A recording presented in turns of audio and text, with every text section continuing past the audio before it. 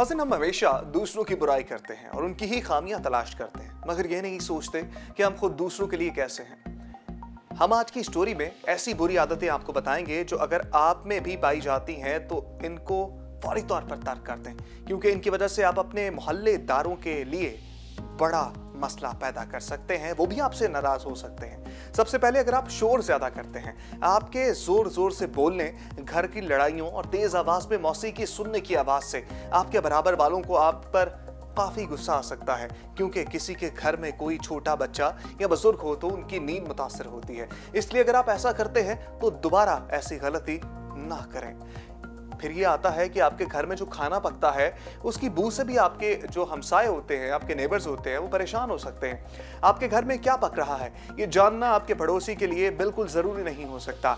आप कोई ऐसी चीज़ पका रहे हों जिसकी खुशबू से उनका दिल भी ललचा जाए, या फिर उन्हें वो चीज़ ना पसंद हो, जैसे अक्सर लोगों की मछली और गोभी वगैरह की बू नहीं पसंद होती, तो ऐसे खाने पकाने से भी गुरेज करें, क्योंकि अगर ये स्मेल जो है, ये बू जो है, वो आपके हमसायों के घर चली जाएगी तो वो इससे बहुत ज़्यादा इरिटेट होंगे और मुतासर होंगे, और वो इस तरह से जो है वो आपसे भी नाराज़ हो सकते हैं और लड़ सकते हैं। घर का कचरा भी ऐसी जगह पर रखें कि जिसकी बदबू आपके पड़ोसियों की नाक तक ना पहुँचे। ऐसी गलती भी ना कीजिएगा, क्योंकि आपके घर का जो कचरा होता है आप उनको बाहर रख देते हैं, और अक्सर ये होता है कि आपके जो पड़ोसी होते हैं उनको इसकी स्मेल जो है, इसकी बू जो है वो जाती है जब उन तक, तो वो काफ़ी ज़्यादा जो है वो नाराज़ हो सकते हैं आपसे।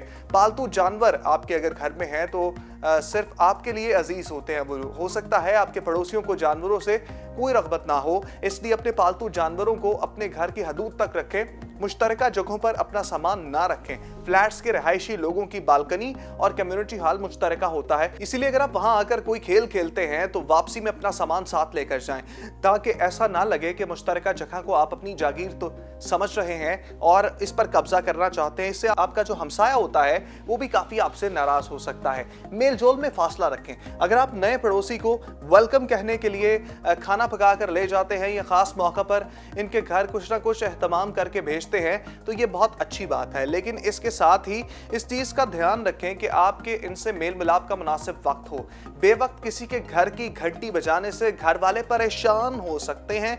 जाती मामलात को ना छेड़ें। जाती नोयत के सवाल, मसलन आपकी बेटी की शादी क्यों नहीं हो रही या आपका बेटा अलग घर में क्यों रहता है, करने से एहतियात करें। आपके पड़ोसियों का मिजाज आपसे मुख्तलिफ होता है, इसलिए उनकी जाती जिंदगी के मामलात भी आपसे मुख्तलिफ होते हैं। अगर इस तरह के सवाल आप उनसे करेंगे तो वो आपसे लड़ सकते हैं, उनको मसला हो सकता है, आपसे गुस्सा कर सकते हैं, तो ये चीज़ें मत कीजिए। किसी तीसरे पड़ोसी की ग़ीबतों से भी बचें। तकरीबन हर मोहल्ले में ऐसे लोग ज़रूर होते हैं जो इधर की बात उधर पहुंचाने में माहिर होते हैं, इसलिए अव्वल तो किसी के खिलाफ दिल में मैल ना रखें, और अगर एक पड़ोसी की किसी आदत या रवैये से आपको शिकायत है तो इसे किसी और से कहने की बजाय आप खुद मुतल्लिका पड़ोसी से बयान कर दें कि भाई मुझे आपसे ये मसला है, आपने अपनी ये आदत को चेंज करना है, बदलना है। इसी तरह आपसे किसी पड़ोसी की ग़ीबत करे कोई तो इसे नरमी से रोक दें और कहें कि तुम्हें जिससे भी शिकायत है उससे खुद शिकायत कर लो। इस्लाम ने पड़ोसियों के हकूक़ पर वैसे भी काफ़ी जोर दिया है, इसलिए इस चीज़ का ख्याल रखें कि हमारे वजूद और रवैये से पड़ोसियों और मोहल्ले वालों को किसी किस्म की कोई तकलीफ ना हो। मेरी स्टोरी को बहुत ज़्यादा शेयर कीजिएगा, चैनल को लाइक कीजिए, सब्सक्राइब कीजिए, बेल आइकन के बटन को प्रेस कीजिए। यहाँ मुझे इजाज़त दीजिए। अल्लाह निगहबान।